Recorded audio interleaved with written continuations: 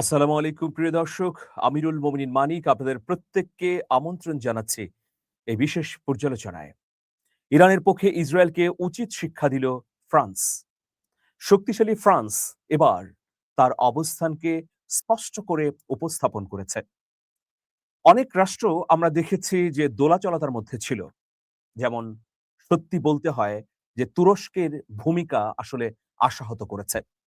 যদিও কূটনৈতিক ক্ষেত্রে এবং পরোক্ষভাবে তুরস্কের নানা ধরনের ভূমিকা ছিল।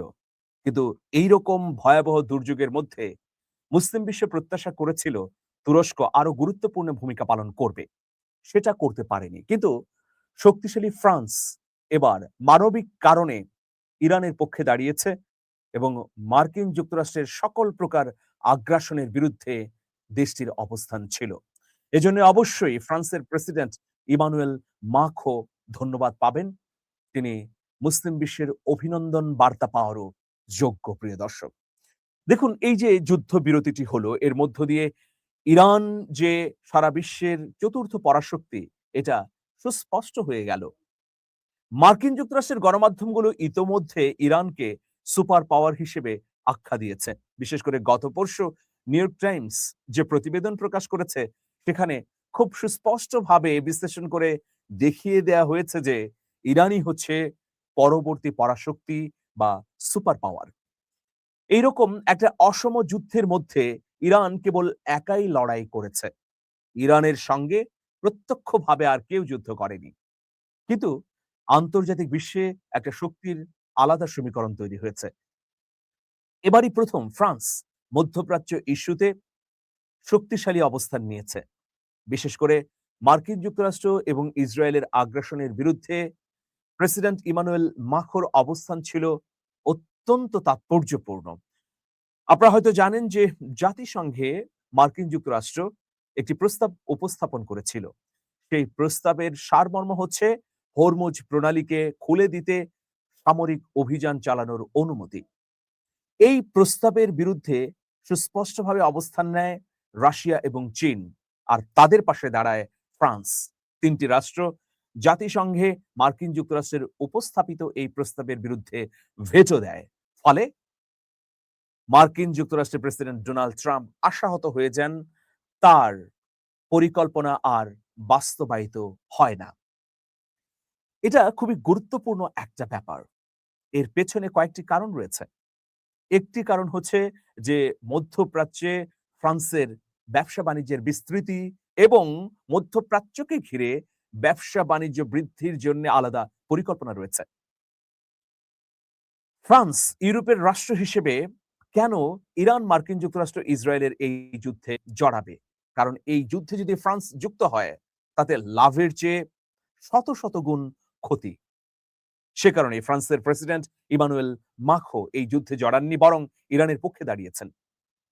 আরেকটি গুরুত্বপূর্ণ কারণ হচ্ছে যে ফ্রান্সের জনগণ সম্পূর্ণভাবে এই যুদ্ধের বিরুদ্ধে। তৃতীয় কারণটি হচ্ছে এই যুদ্ধ শুরু করবার আগে ডোনাল্ড ট্রাম্প তার মিত্র রাষ্ট্রগুলোর সঙ্গে কোনো আলাপ আলোচনা করেননি, সম্মান দিয়ে কথা বলেননি, সামান্যতম আলোচনা কোনো সুযোগ তিনি রাখেননি। ফলে ইউরোপীয় রাষ্ট্রগুলো যেমন ট্রাম্পের বিরুদ্ধে দাঁড়িয়েছেন, একইভাবে প্রেসিডেন্ট হিসেবে ইমানুয়েল মাখো ইরানের পক্ষে গুরুত্বপূর্ণ ভূমিকা পালন করেছেন।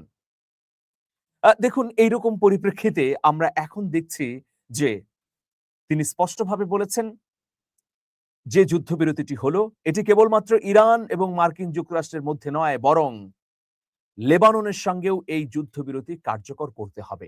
ইরান যে 10টি দাবি উত্থাপন করেছে, যে 10 দফা দাবির পরিপ্রেক্ষিতে ডোনাল্ড ট্রাম্প এই যুদ্ধবিরতিতে সম্মত হলেন বা যুদ্ধবিরতি করলেন, সেই দাবির অন্যতম হচ্ছে লেবাননেও হামলা বন্ধ করতে হবে।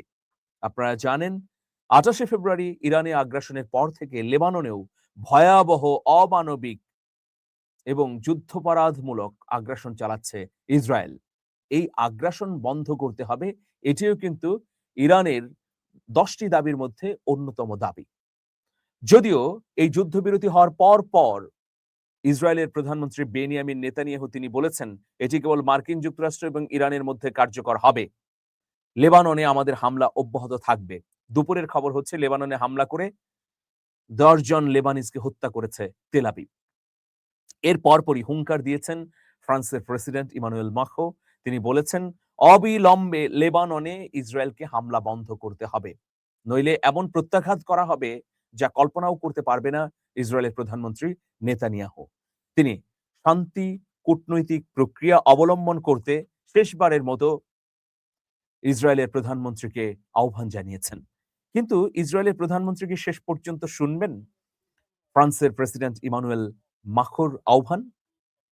দেখুন, লেবাননের সঙ্গে ফ্রান্সের দীর্ঘদিনের সম্পর্ক রয়েছে। লেবাননের সার্বভৌমত্ব রক্ষা, সামরিক, অর্থনৈতিক, সামাজিক সহযোগিতার ক্ষেত্রে গত কয়েক শতক ধরে লেবানন বন্ধুর ভূমিকা পালন করে আসছে। শিক্ষা, সংস্কৃতি, অর্থনৈতিক, সামাজিক পরিস্থিতির অগ্রগতি ঘটাতে লেবাননে ফ্রান্সের সহযোগিতামূলক নানা প্রকল্প এবং অনুদান প্রকল্পও রয়েছে। ঘনিষ্ঠভাবে কাজ করছে দুটি দেশ। কিন্তু দেখা যাচ্ছে যে ইরান, মার্কিন যুক্তরাষ্ট্র এবং ইসরায়েলের কোনো সংঘাত হলেই লেবাননের উপর আক্রমণ করে তেল আবিব। ফলে এখন শক্তিশালী ফ্রান্স এটা স্পষ্ট করেই বলছে, আর এক মুহূর্তের জন্য লেবাননে হামলা নয়। ট্রাম্প যে যুদ্ধবিরতি করেছেন সেই যুদ্ধবিরতি মেনে নিয়েছেন নেতানিয়াহু। তাহলে কেন তেল আবিব থেকে হামলা করা হচ্ছে লেবাননে? এই প্রশ্ন তিনি উঠিয়েছেন। প্রয়োজনে লেবাননকে সহযোগিতা করার জন্য যা যা প্রয়োজন এটি তিনি দেবেন বলেও প্রতিশ্রুতি দিয়েছেন এবং বলেছেন যুদ্ধবিরতি লেবাননের ক্ষেত্রেও প্রযোজ্য হতে হবে। প্রিয় দর্শক, আমরা কদিন আগে দেখলাম যে লেবাননকে সহযোগিতা করবার জন্য সামরিক ভেহিক্যালও দিয়েছে ফ্রান্স। এটা অত্যন্ত গুরুত্বপূর্ণ। এই প্রথম ফ্রান্সের তরফ থেকে সামরিক যানবাহন উপহার দেয়া হলো লেবাননকে, যাতে তড়িৎ যুদ্ধক্ষেত্রে যুদ্ধাস্ত্র বহন করা যায়, আহতদের সরিয়ে নেওয়া যায় এবং লেবানন যেন যুদ্ধে তার স্বাভাবিক প্রতিরক্ষা করতে পারে। দেখুন, লেবাননের গুরুত্বপূর্ণ রাজনৈতিক এবং সামরিক বাহিনী হচ্ছে হিজবুল্লাহ। এটি একটি রাজনৈতিক দল বটে, যার সামরিক শাখাও রয়েছে। এখন লেবাননে হিজবুল্লাহ বিরোধী শক্তি ক্ষমতায় আছে। বারবার ইসরায়েল বললেও যে আমরা লেবাননের সাধারণ জনগণের উপর হামলা করব না, কিন্তু হামলাটি হচ্ছে একদম সাধারণ নাগরিকদের বসতিতে। ফলে লেবানন সরকারকেও এবং সেনাবাহিনীকেও এই যুদ্ধ করতে হচ্ছে। হিজবুল্লাহর বিরুদ্ধে আগ্রাসনের নাম করে নেতানিয়াহু কিন্তু লেবাননের ভূখণ্ডকেই দখল করতে চাইছেন। আর বন্ধু হিসেবে ফ্রান্স এটাকে কোনোভাবেই মেনে নিতে পারছে না। তাই ফ্রান্সের প্রেসিডেন্ট মাখোঁ তিনি হুঁশিয়ারি উচ্চারণ করেছেন। এই যে ১ মাস ৮ দিনের যুদ্ধ, এই যুদ্ধে ফ্রান্স মধ্যপ্রাচ্যের রাষ্ট্রগুলোকে বিভিন্ন সময়ে এটা বোঝাতে চেষ্টা করেছে যে এটি কেবলমাত্র মার্কিন যুক্তরাষ্ট্রের একতরফা যুদ্ধ। সুতরাং এই যুদ্ধে ইরানের বিরুদ্ধে কোনো ধরনের তৎপরতা চালানো যাবে না। আমরা দেখেছি এই পুরো যুদ্ধের সময়ে ইরানের পক্ষ থেকে অব্যাহতভাবে মধ্যপ্রাচ্যের বিভিন্ন রাষ্ট্রে থাকা মার্কিন ঘাঁটিগুলোতে হামলা করা হলেও মধ্যপ্রাচ্যের রাষ্ট্র যেমন সৌদি আরব, সংযুক্ত আরব আমিরাত, কাতার, কুয়েত, জর্ডান, বাহরাইন এই রাষ্ট্রগুলো প্রত্যাঘাত করেনি ইরানকে। এটা পরোক্ষভাবে হলেও এক ধরনের সহযোগিতা। যদিও মধ্যপ্রাচ্যের রাষ্ট্রগুলোর বিরুদ্ধে বিশ্বাসঘাতকতার নানা ছোট বড় নজিরও পাওয়া গেছে। সর্বশেষ দেখা গেল যে ইরানে ড্রোন পাঠিয়ে মার্কিন যুক্তরাষ্ট্রকে সহায়তা করেছে সৌদি আরব। যে ধরনের ড্রোনের ধ্বংসাবশেষ পাওয়া গেছে সেই ধরনের ড্রোন কেবল সৌদি আরবের কাছে আছে, আর সেগুলো হচ্ছে চীনের তৈরি। এটা প্রমাণিত হয়েছে। কিন্তু প্রকাশ্যে মধ্যপ্রাচ্যের রাষ্ট্রগুলো আক্রান্ত হলেও তারা চীনের বিরুদ্ধে কোনো তারা ইরানের বিরুদ্ধে কোনো অভিযান করেনি। এই যে অভিযান না করার পেছনেও ফ্রান্সের প্রেসিডেন্টের একটা ভূমিকা আছে। ফলে এই নতুন পরিবর্তিত পরিস্থিতিতে চীন, রাশিয়ার পাশাপাশি ফ্রান্সও কিন্তু মধ্যপ্রাচ্যের গুরুত্বপূর্ণ মিত্র হিসেবে আবির্ভাব করেছে। আপনারা জানেন যে এখন মধ্যপ্রাচ্যে চীন নতুন উত্থিত পরাশক্তি। সেই পরাশক্তির অন্যতম মিত্র হিসেবে ফ্রান্সও হরমুজ প্রণালী সহ আরো গুরুত্বপূর্ণ ব্যবসা বাণিজ্যের ক্ষেত্রে দুর্দান্ত সহযোগিতা পাবে। তো সেই জন্যে চীন, রাশিয়ার পাশাপাশি ফ্রান্সও এখন বিশ্বব্যাপী শক্তির সমীকরণ তৈরির ক্ষেত্রে অন্যতম অনুঘটক।